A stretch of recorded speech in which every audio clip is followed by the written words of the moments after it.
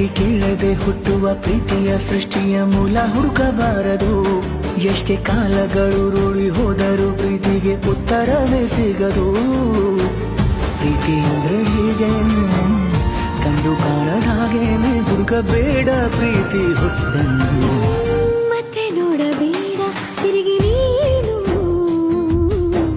ಹಾಗೆ ಹೋಗು ಸುಮ್ಮನೆ.